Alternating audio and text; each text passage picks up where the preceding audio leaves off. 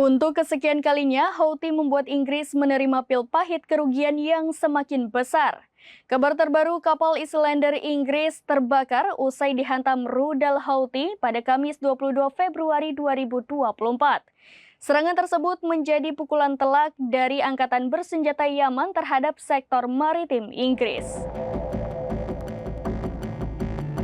Untuk kesekian kalinya, Houthi melakukan serangan ke kapal Inggris yang melintas di Laut Merah.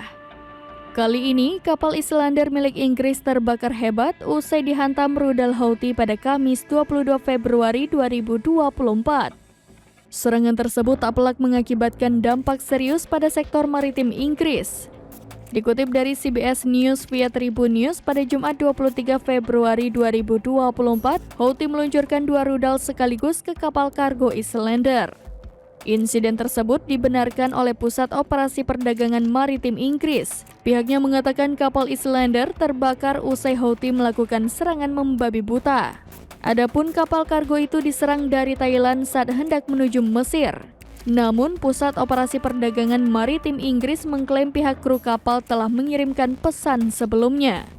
Pesan itu mengatakan bahwa kapal mereka merupakan kapal dagang untuk menghindari sasaran Houthi. Pihak perusahaan mengatakan serangan rudal mengakibatkan kebakaran di kapal dan aset militer, sehingga koalisi merespon insiden tersebut.